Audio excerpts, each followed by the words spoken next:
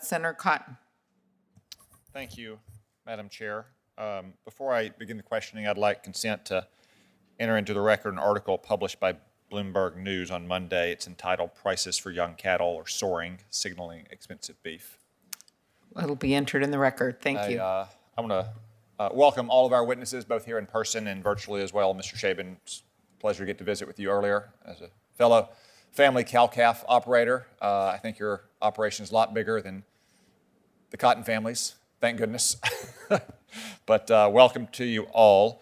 There's been a lot of talk about price transparency this afternoon in regards to pricing. I want to explore that a little bit more. Mr. Miller, testifying virtually, under the Mandatory Livestock Reporting Act, Tyson Foods has to report what they pay for cattle and what they sell beef for every day to the U.S. Department of Agriculture. Is that right?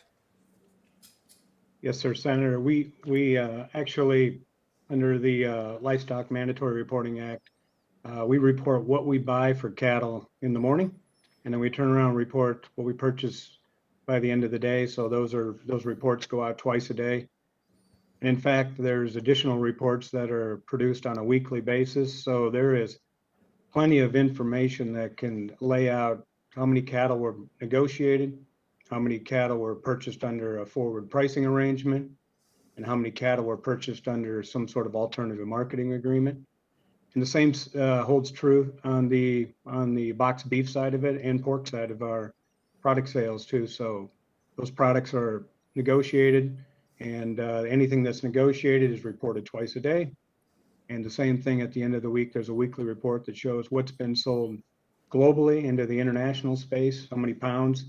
The same thing as what's been sold forward, what's been sold in the spot market. So there is plenty of transparency in this business. Mr. Shell Pepper, is that the same for JBS? Thank you, Senator. Yes, it is. Okay. Mr. Miller, if someone is interested in finding out those prices you just discussed, where would they go to look up that information? Yeah, so the USDA, so the AMS division of the USDA publishes it daily. There's a website out there that if I need to, I can get information to all the senators so they can pass it on to your constituents, but it's readily available. That's quite all right, Mr. Miller. I'm sure everyone can Google. I want to turn to another topic that we've discussed a lot today here, which is concentration in the meatpacking segment. Obviously, that has antitrust implications, which is squarely within our jurisdiction. Mr. Miller, do you know about how much of the beef market share Tyson had in 1990? Yeah, I started with the company in 1992. I would guess that number to be approximately 25%. What about a decade later in 2000? That number would have been somewhere near 23, 24%. And what about last year in 2020? This past year, we're approximately 20% of the market share. So your market share for beef has declined over the last 30 years? Yes, sir. Mr. Shell Pepper, do you know how much beef market share JBS has today? Thank you, Senator. Yes, I do. In total, will be something around 23 or 24%. Thank you. Mr. Miller, I want to go back to the combined market share now of the four biggest beef firms. In 1994, do you know what their combined market share was? It was approximately 80%. What's the combined market share of the four biggest beef firms today? Yeah, approximately the same level. It's moved, a percentile or two up and down over the past 30 years, but directionally, it's virtually unchanged over the last 30 years. Okay, a third topic that we've heard a lot about is the price of cattle, and I have heard a lot of references to 2014 and 2015. Do you know what the price was in 2015, Mr. Miller? I don't have that in front of me. I do know the value of the product in 2014, 2015 was around $2.35, $2.40 a pound. Yeah, the price was 166, which is pretty high historically. But if you go back 10 years, 2011, it was only 110. If you go back 11 years, it's $88. So obviously, the the starting point for some of these figures influences the size of the growth or the decline. I've just got one final question I want to discuss, Mr. Miller. Formula transactions or alternative marketing agreements, AMAs, we've heard a lot about how these are causing cash cattle trade to decline.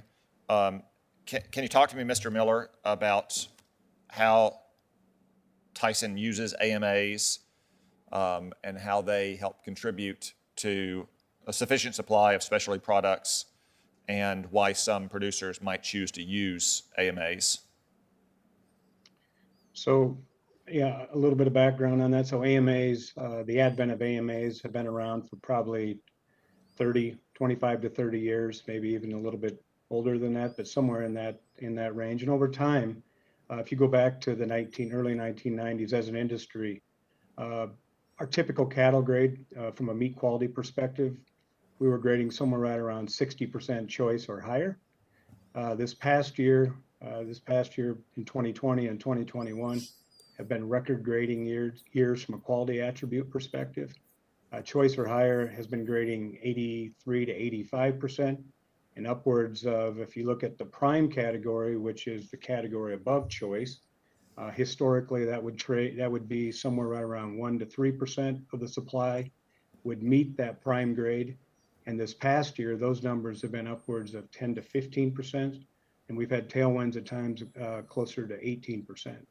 So the quality that we're supplying our customers is matching what the consumer wants, and that's a better eating experience when it comes to beef. All right. Thank you, Mr. Miller. My time has expired. Thank you very much, you. Senator Cotton.